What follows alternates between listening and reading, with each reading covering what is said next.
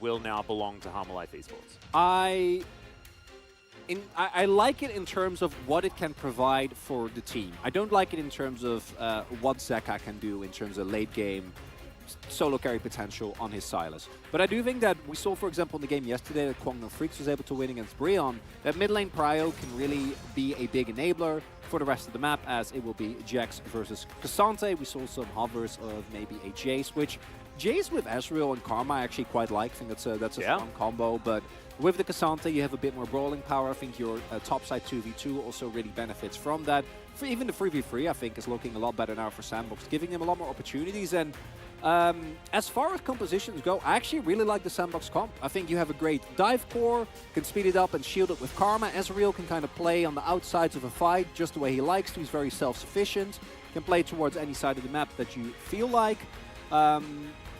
And for Harmer Life, I think it's a lot of prio, right? I do expect Viper and Life to have prio on that bot side just based on execution with the Heimerdinger and the Zeri. And then that top side matchup, I think, going to be really fun as well. I agree. I think that Harmer Life Esports probably do have a slight edge just in the fact that they are Harmer Life Esports. But like you say, it's not exactly the massive draft gap or anything like that. As you can see, plenty of fans in the audience here, even though it is the Lunar New Year holiday. And most people with their families.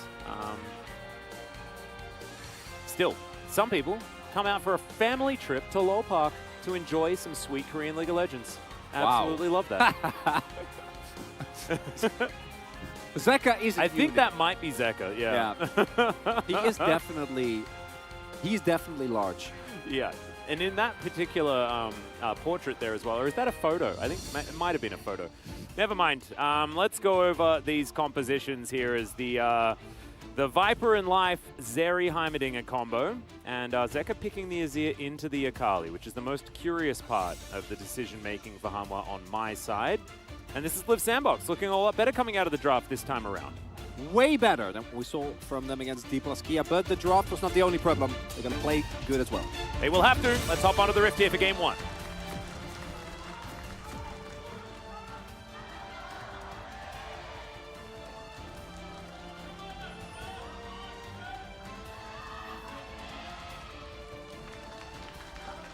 All right, everyone. Let's see whether Live Sandbox can make a better statement here today in this first game. Harmer Life also wanting to have a very clean one here against Live Sandbox. I think a lot of people had some pretty understandable doubts after their match against Kwangno Freaks, which was a lot more competitive than a lot of people were expecting.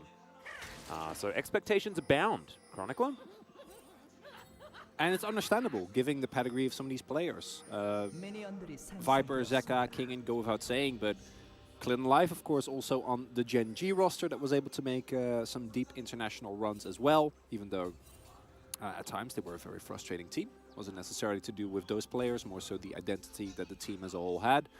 Zeka going for Conqueror here, so pretty team fight focused. We have seen a variety of different Azir builds throughout the LCK. Comet is another one that comes up every now and then. Seen some Ahri as, oh boy. Yeah, that's a very early flash. Bertle also walking into the Counter-Strike, which you're not super excited about. And now Kingen's just fighting against two people. He's employed the Brambleback to his side. And Willa was busy doing battle with that one. And now Kingen's going to come up here and actually get an experience advantage as well as solo collecting a flash. Yeah, that's 3 minions. That's very, very, very unfortunate for Bertle. Gonna be in a really, really rough spot here. And that was 1 versus 2 the entire time. Yeah, as it turns out, Jax, when he has an early Counter-Strike into 2 characters that are basically auto-attackers, especially early on, it's pretty good. Wow. Yeah. That was quite impressive. Yeah, really nicely done. Very, very good pressure coming through from King. And then Bertle gonna have to set complete control of the lane. Of course, in of itself, not the end of the world, but a very nice start. Also means that Willer's aggressive potential is a little bit mitigated. As we're getting some zoom-ins. Yeah, I was getting a little bit worried about the zoom situation. It's Viper dashing forward. Kyle taking a bit of damage there. Viper was charged up, wanted to make sure that Karma would feel the pain.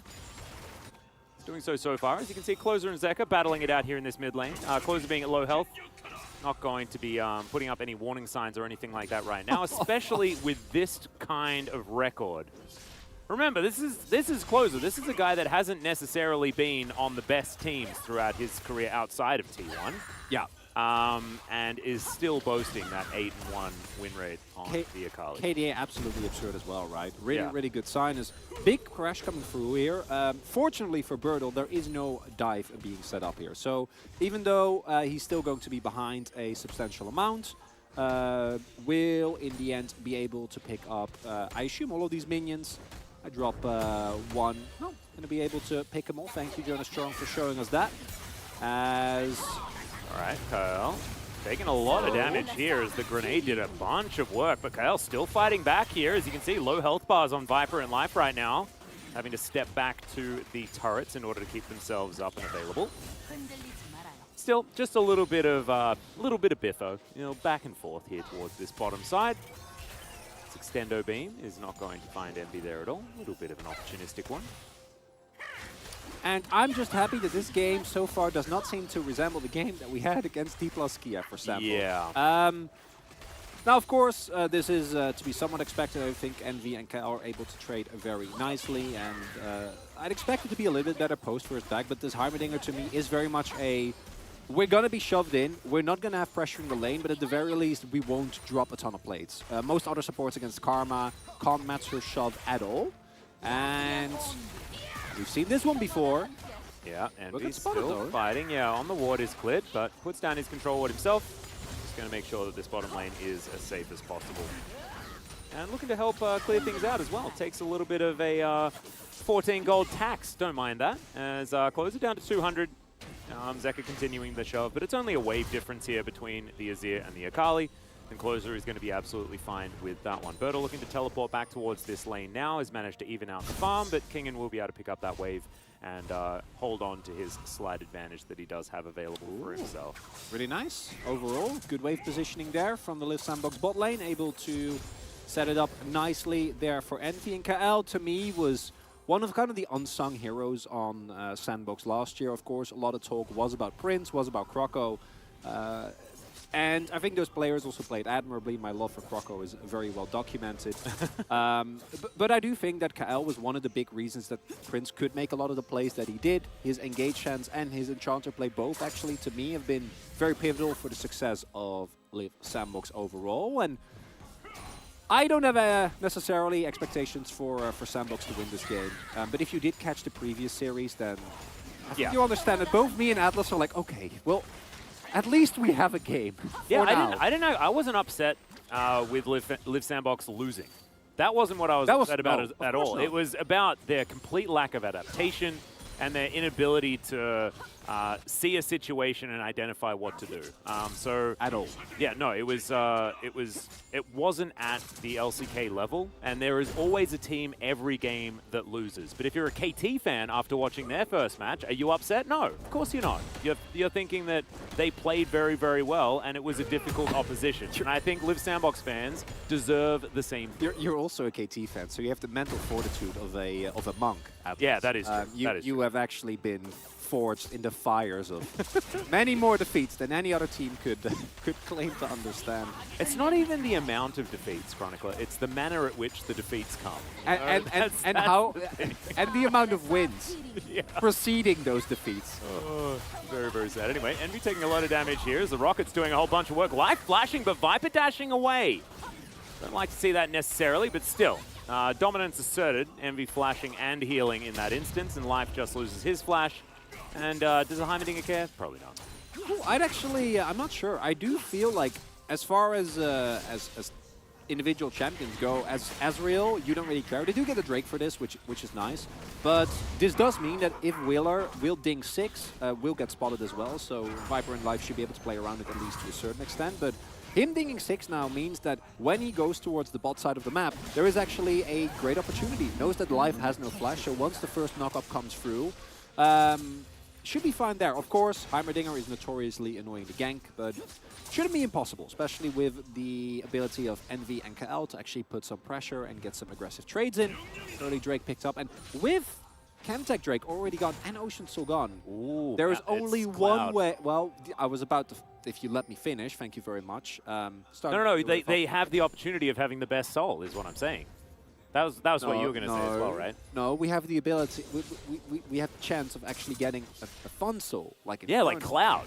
like Infernal, What happened to you? like Mountain. What happened to you over all this time? 2022, the end of 22 must have changed you. I don't know what happened. You went back to the Netherlands or something? We are, of course. Was it windy? Was it windy over there? Well, Dutch winter is pretty much just rain. Yeah, I was going to say, I understand why you don't like Ocean Soul, but well, no, I don't take it out on the Cloud. It is also windy, actually. That's the main reason why it ever is cold in the Netherlands. It's because it's a chilling wind. Yeah. See, I got to the bottom. You identified the root of the Yeah. issue. Yeah. Because I know that you love Cloud Soul. I know. Well, do I? I don't hate it. I am neutral on Cloud. So was very nicely done here by Hanwha Life, able to pick up the second objective as well. No contest coming through from Sandbox.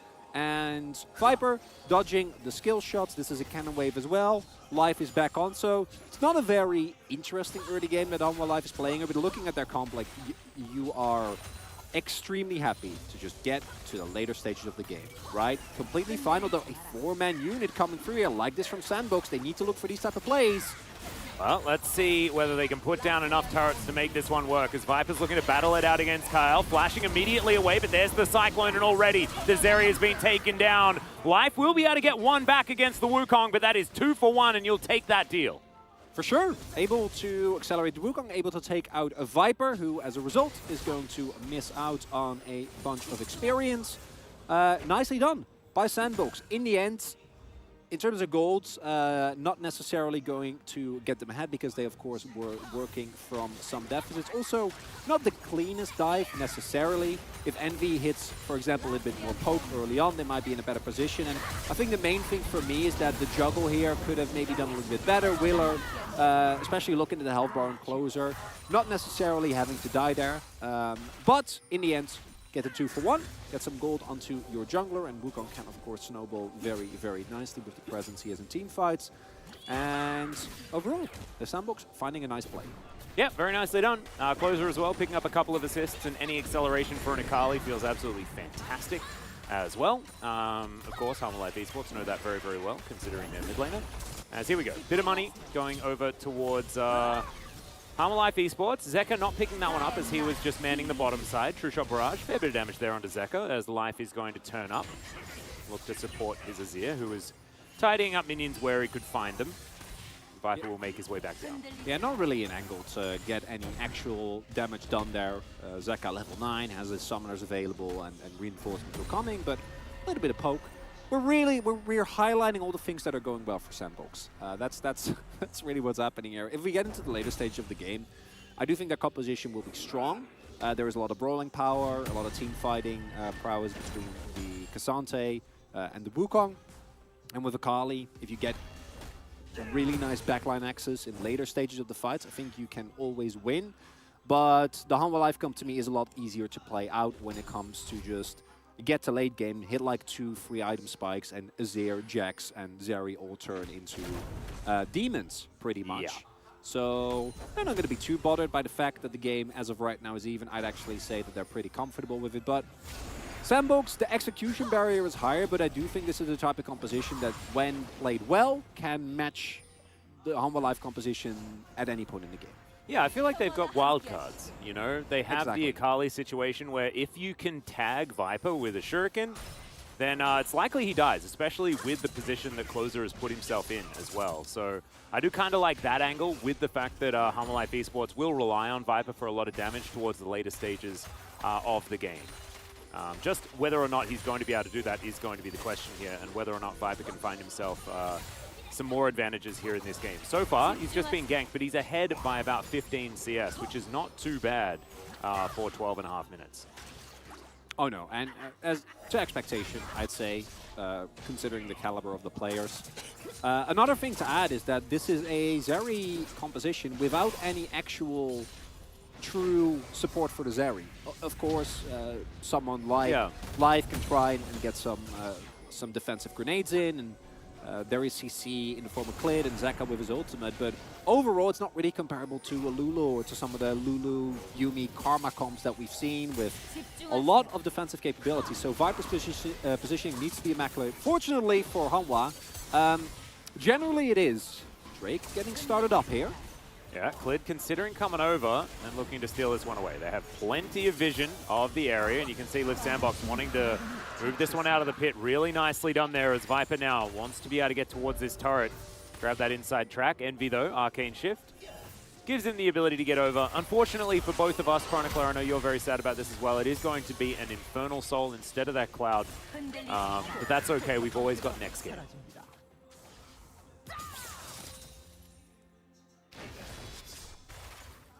I think your mic's muted. No, it's not. I can guarantee you my mic is not muted. I'm very happy. I like Infernal Soul. I think both teams will feel strongly incentivized to actually fight for it. This individual, Ocean Drake from Hanwha, giving it up, not the end of the world. Don't really care. Was just pre-item spike. No shield bow yet for Viper. Essence Reaver was already done, so I think that it's fine to just say, if we're in a good position, if we see an angle, we can go for it. Sandbox didn't give them that. And overall, pretty uneventful early game here. Gold basically even. Dragons even as well. Everything sort of just going to plan here for both sides, I guess. Just because otherwise there'd be a team making a few more desperate moves. But so far, handshakes across the board. We'll have to see where this first big team fight is going to come. And I think that this first Infernal Drake probably marks that. That moment. Oh yeah. There's a couple of extra plates going over here as Vernal's going to be able to pull the Jax under the turret. King, a nice sidestep there to get out of the way of the empowered Q. Leap strike to get himself out. There are a few dashes here on Cassante, though, if I remember correctly. Not able to find that Q, though. True Shot Barrage, not quite at the right angle, but that was fired from a long way away, so pretty good guess there from Envy. Now it looks like Liv Sandbox can transition into a Rift Herald as well, so kind of coming alive here at around the 15-minute mark. But Sandbox going for Herald here. Closer is roaming. Both him and Zeka have TP available. Don't know if you need to fight for this. As Hanwha, don't have King in, so you're going to be a member down. Yeah, you'd rather just give this one up. Waiting for Smite as well from Clid, so not quite going to have that in time, and Willer is going to be able to pick this one up. So one apiece as far as the Heralds are concerned as well. Viper, nice little sidestep to get out of the way of the Mystic Shot, but otherwise it's all just back to business as usual, it looks. This is all set up, Atlas. I don't know what the payoff will be yet, because we can either have a couple of really great fights, right, back and forth, on the Infernal Drakes that are going to, I think, be very contentious. Or it can be one of those games where nothing happens, then one team wins the team fights, gets Baron, gets inhibitors, and wins the game. About to find out. Well, we'll see whether that does go down, as King is just going to be left to the Wolves. Okay. Clid and Life say, nah. Not worth it, and they are just going to give him up. So, Liv Sandbox, good positioning on the map here, and just a little bit of a whoopsie there, leaving Kingen out to dry. And to me, Sandbox this entire game, even though Hanwha Life on an individual level, I think looking at the CS numbers right across the board, have been performing very well. I gotta say, Sandbox, in terms of map movement, has actually been ahead of their opponents, which is kind of wild to me. Yeah. Pretty crazy. Is now Life gonna have to flash to get out of the way of this one. Clid throws an ultimate to Narnia as Closer looking to try and keep himself safe. 5-point strike comes in. Blast Cone, will it work? No, it won't, because the permafrost is beautiful. Clid, can you chase after him, however? And the answer looks like it's probably yes. Winter's Wrath doesn't find it, but Viper picks up the kill with the ultimate of all things. So that is one for the Zeri. Oh, actually unfortunate there. In hindsight, Closer would have much rather died to Clid. Yeah. Because giving that kill over the Viper is something that Hanwha is going to be extremely happy about. However, due to that that play from Closer, even though he does die, picks himself up a kill, which accelerates the Akali, but also allowed Sandbox to use their Herald to get the first turret blood, which is very, very impactful on this. Yeah, sending 3 people up, but Zeka's catching a wave. Closer is very happy to just teleport in, and as a result, Hanwha Life has to immediately abandon ship. Life here, yeah, not in a position that you're allowed to be. And here in hindsight, I think, even with Closer dying, beautiful timing there from Clid as well. finding himself the denial on the blast cone could have been what made Closer survive. I think right there as Closer, you actually walk into the Winter's Wrath. Yeah, I think so too. But that's, you know, we are watching from a distance. Lot Hindsight be 20/20. Exactly, because Clip getting a kill in the grand scheme of things not too relevant. But overall, Liv Sandbox not looking too bad, going into what I assume will be a fight for this Drake. Although, can also, as Hanwha say, we don't care. This is a second Drake. And if they get a sideline turret, I do think the trade is favorable for them. Because they don't really need to fight over this. Considering Soul Point or even a Soul is still very fun. Well, Viper is now fighting against Envy and Kyle, but he can just Jet Set Radio over that wall and be absolutely fine. Radiant Virtue done here for Clid, as we also have a few other mythics coming through from just about everyone. Of course, Envy on the Ezreal doesn't really like mythics that much, and Kyle's not quite up to it just yet, as now Closer in trouble once again. Winter's Wrath is going to come through there, as now Life is just escorting the Drake, I guess. It looks like Willa will be able to lock this one down, as the Sejuani is nowhere near this situation. So just one Drake will go over to Liv Sandbox, but that could become a problem as this game goes on. You can't give up too many more of those. Now Willa diving on in. Life very squishy at this point in time. Does have Dash Cannon as well, so I was wondering whether it was going to be a Dash Cannon Heimer, and that's precisely what Life has decided to do. That's definitely a Life move. Yeah. I'm a really big fan, I think, of the Rylai's Heimerdinger. I think it provides a ton of additional utility, and especially considering that you have a very reliable AP threat source on your team, and you have a Zeri that could use the extra space that the Rylai's is able to offer you. Not the biggest fan. Be willing to get convinced. We'll see how Life is able to utilize it, as no turrets are going to go over, but vision control was taken there momentarily by Hanwha Life as the Drake goes over to Sandbox. And for Hanwha Life, my expectation is still they will win this game, right? I think that individually, the players, what we've seen thus far, when we get to the actual 5v5s, I expect them to be able to execute on that. But I am also not really impressed. And that is something that, looking at T1 and D+ specifically, right now looking at the top of the curve, they have been extremely proactive in creating their own scenarios across the map that just get them further and further and further ahead very quickly. Yeah. And that kind of voice, I'm still missing from Hanwha Life. Now, this is, of course, a team that has been together for a relatively short amount of time. And as long as they keep getting the wins, it also doesn't matter as much. But with the caliber of names on Hanwha, I think we're always going to be a little bit more critical of how they play out games against some of our much weaker teams. No, I think you're exactly right. I think we're still waiting to see more from Clid as well, who's once again not exactly had the greatest of times here on the Rift, and I think a lot of it coming down to what we can see about the communication between the jungler and the rest of the map. So I think that's something that could also come with time, but is something that people have been critical about Clid in the past for as well. So hoping that some adjustments can be made, as there is a perfect execution that comes through from Closer, but Leap Strike from King and over the wall, and he's going to make his way out. So no more ulti for Closer, but he's not too worried about it. It's going to be back up relatively soon, and there's not too much to fight for outside of a Baron that is looming. Has been there for the last minute, but no one's going to be fighting for that one just yet. Turn is very good for Hanwha Life. If they are the ones starting up a Baron, and they're engaged with Clid, if he hits the mark, also not too bad. In terms of poke though, Liv Sandbox comps is very annoying. I do think that the Karma and the Ezreal together, especially with 2-item spike no hit for Envy, can really kind of ruin your day, especially this early in the game, when Baron is still a force to be reckoned with. So yeah, I think Hanwha Life was like, "Why are you gonna respond in time?" And they responded like, "Okay, never mind. We don't want any fight. Yep. Take it easy." Zeka sitting on a bounty, back of his CS, now picked up his Shadow Flame as well, so 2-item spikes across the board starting to come through. Yeah, the School of Chovy, I think, has been attended here by Zeka. Both of them, of course, formerly DRX mid laners, so maybe there's something in the water over there. Just teaches people how to farm an obscene amount. So something that's continuing to happen. About 1,000 gold, the lead for Hanwha Life Esports. Nothing we're putting to pen and paper just yet. Chovy was also on Hanwha. Hey, there we go. Yeah, I mean, you of all people should know that. Just following. He's just following.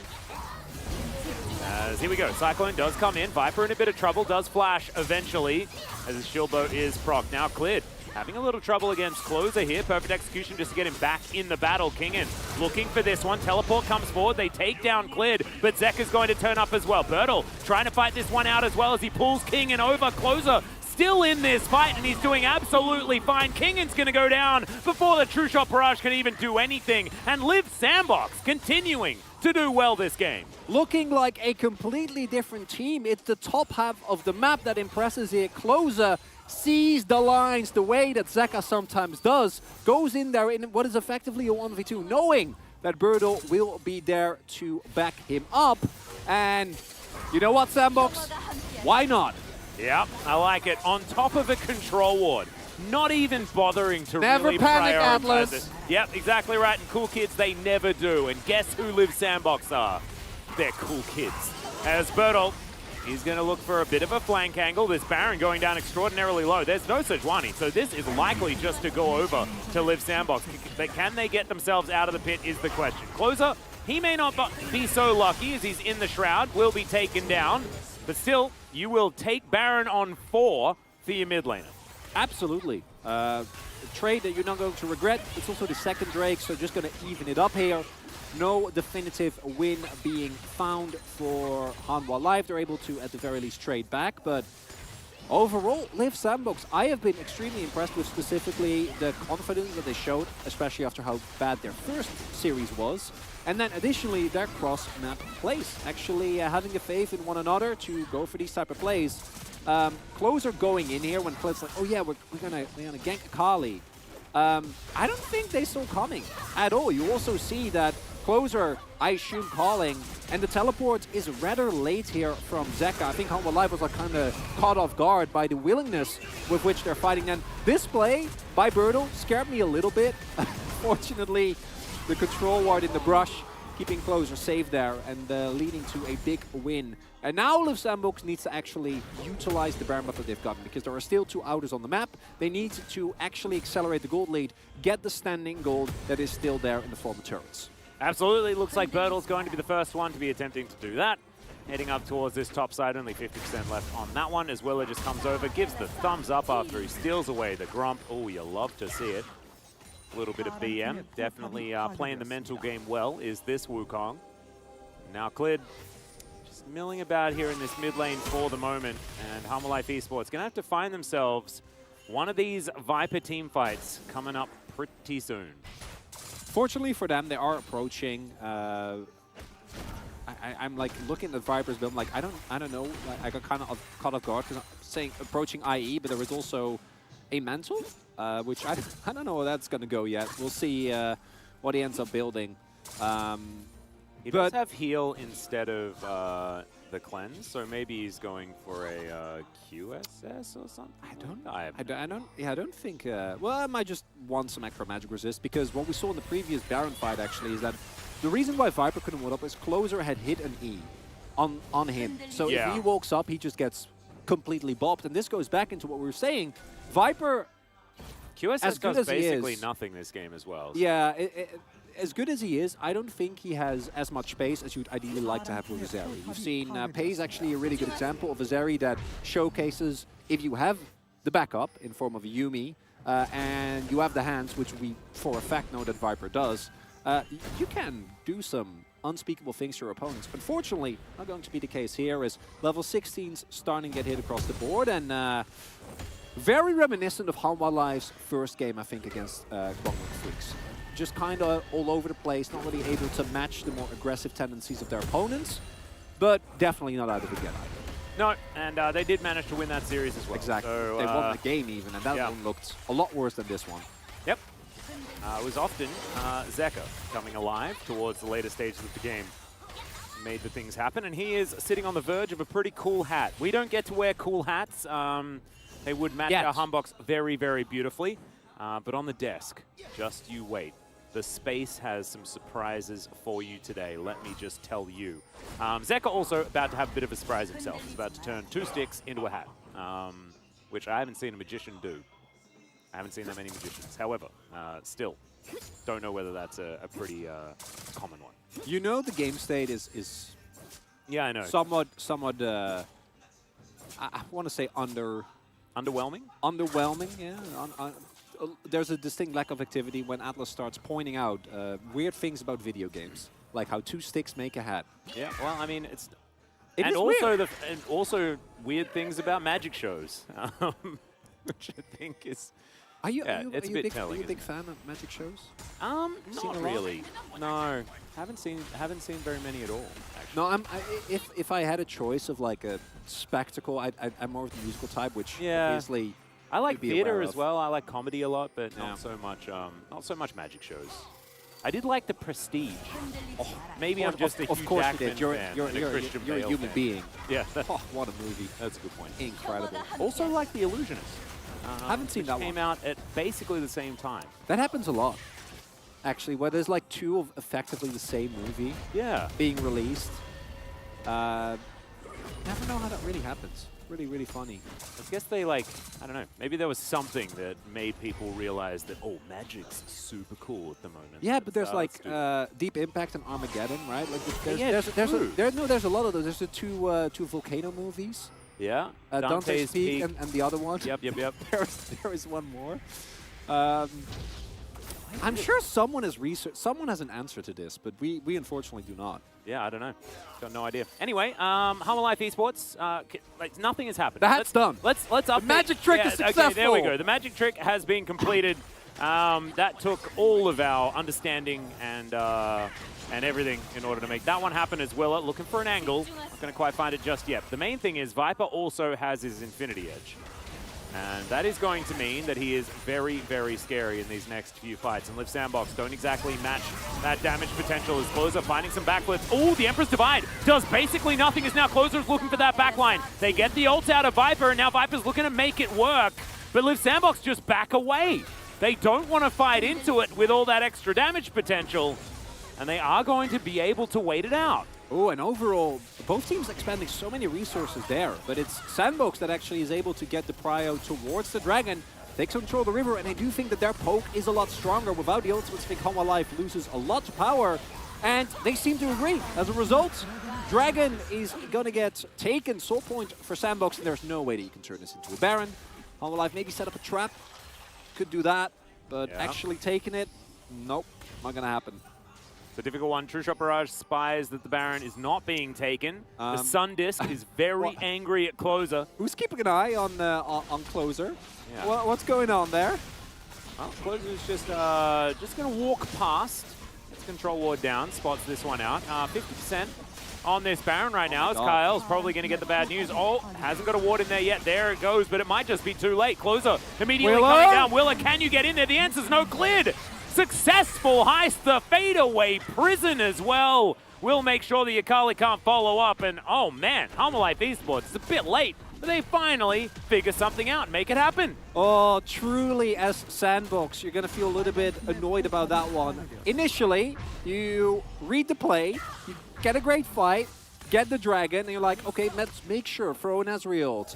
And then Hanwha's like, they're not going to check twice. They never check twice. And this is where I think the experience from Hanwha shining through, reading their opponents very well, and also the damage that Zaka is able to do at this point to an objective is simply revolting.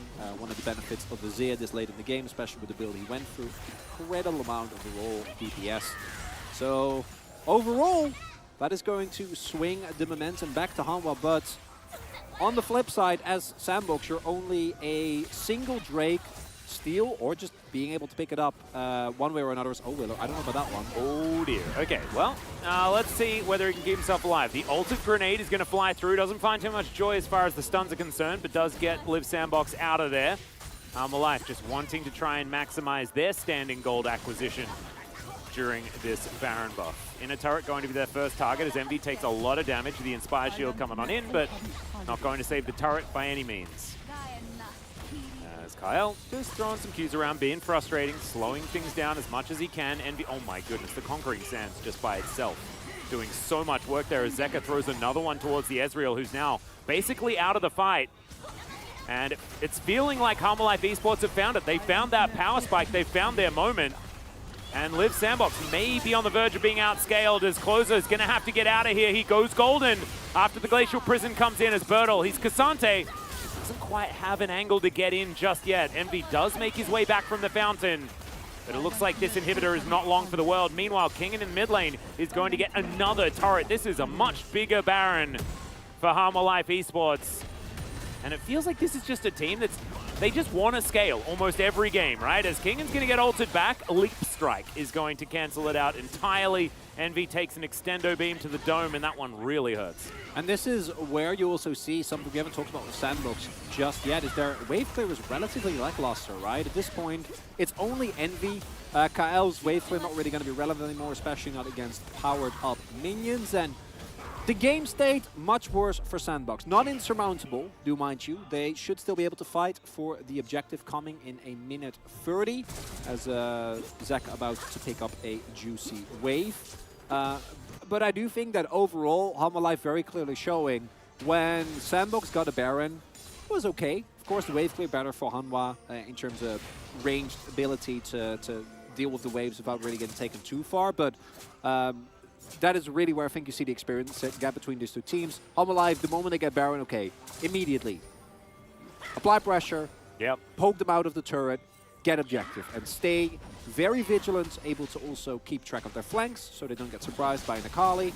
Willow unable to find an angle either, and as a result, game stayed a lot better now for Harma Life. But at this point in the game, I think that 3.5k gold lead, basically irrelevant, especially considering the extra Drake that is available for Sandbox, as Closer takes an auto as he teleports. He'll be fine. Pretty cute. What do you think? I think that I've discovered why Life went for the dash cannon. I think he's got a problem with Hextech cookies. I think he has a bit of an addiction. Just really likes Hextech cookies. It's all he wants to build. The Shadow Flame, I believe, is coming in next. What he's going to turn his second Hextech cookie into. I guess. Yeah, I'll take it. Because I would have really liked the Rylai's as his second item at least. As wait, which patch are we on again? Yeah, Viper has been you know, very mellowy and dodging. So Zeker is W's. Zeker is 40 ahead of the clock approximately, and Viper is 30 CS ahead of Zeker. Ooh, Harma Life. This is very far forward. This is sneaky. Well, Kyle taking a bit of damage here from Life, who's actually doing a fair bit of work here. As Harma Life, they are at least split on the map, but still not going to get punished. And so they'll take the Infernal. That is 6 Drakes so far. We'll have the classic maximum 7 of the Elemental Drakes this game. If we do make it to that, as Envy's going to have to be able to Arcane Shift early enough to get out of the Glacial Prison. But I don't know whether it's going to be enough to get him out of the trouble he's in this game. Key thing what Harma Life is doing here, they're not allowing Liv Sandbox to actually play the game, right? Like we're pushing in mid, and then because of the mobility of the champions involved, Kingen and Zeka like can easily get out of any situation. So make their way out.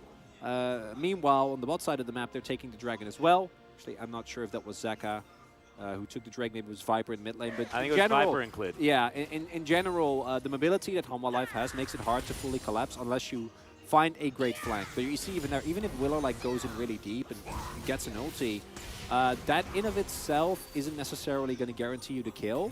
And Harma Life really using that mobility and I think some of the indecisiveness. And this is a recurring theme that we're seeing in the LCK, where Kwangdong, Bro, even though Bro, of course, not quite the same, and Nongshim also kind of start to struggle, and Sandbox is now as well, when the map really opens up. And that kind of just happening again here. That's how Harma Life also won their first game against Kwangdong Freaks. And also, like, look at the power spikes hit for both Viper and Zeka. Like, it's obscene damage potential from this Azir and the Zeri. And Liv Sandbox have a comp that kind of does get outscaled. Clid just going to throw another Narnian ultimate. But that's fine. You may as well just fish. Yeah, the flash involved. Yeah, the flash was odd. Was not it. The ult throwing, I'm definitely fine with. And Sandbox, no, we need a brawl. We can't sit here and macro. And I think Harma Life identified that as well. And their call is we're just not going to ever actually commit to anything. We're just going to pull you across the map. Because so far Sandbox doesn't really seem to have an answer for that. Wow. Yeah. Yeah, okay, well, Cyclone at the ready. Here's Emperor's Divide just to get rid of the Wukong. He's not dead just yet. The grenade sails by majestically as Zeka goes golden. Birdle now running away from King, and Counter-Strike's going to lock him in place. Clid would really like an ultimate right about now and can't even find the permafrost just yet. So, no one to die. No one really having very much else left available. Two flashes up for Live Sandbox, but no ultimates to speak of. Few flashes are going to be there for Humble Life Esports as now, look at this Baron just disappear. Willa gets in there, but nothing really going to happen. He goes golden, but I think inside the pit, and he's not going to be able to get out Kingen. Also going to fall extraordinarily low, but he has a GA available. Okay, Viper has to use his stopwatch as now Zeka at full health. He's going to have to be the one to carry this fight. Closer now, finds the back line. Zeka just doing 1,000,000 damage per auto attack, but it's a triple kill for Envy, and now Zeka needs to try and do it. Can he? The answer is no, as it's a quadra-kill ace for Envy. Envy wanted to change the opinion of him within the LCK after game number 1 that they played. Definitely not the case, but maybe this is it. The minions are shoving. Wheeler is up in 15 seconds. The main question is, can Sandbox actually end? 15 seconds on life. Envy and Bill, they're gonna try. They got to. If they can get this win, that's huge for this team. Yep, 12 seconds on life, but I don't know whether he's going to be enough in order to make this one happen. It's about Viper. Yeah, it's 2 Nexus turrets. Remember, Envy does a lot of turret damage. With this Ezreal, they are going to be able to take at least both Nexus turrets down as now life. Can you actually defend is the question, as they're going to focus the Nexus and Live Sandbox. I think they've done it as Birdle. Yes! And Live Sandbox will win game 1. Didn't see that one coming. Oh, and if you love a comeback story, you have got to love this game. Oh my goodness, that was looking like Live Sandbox had packed it up. They're like, oh, we've been outscaled, we're struggling.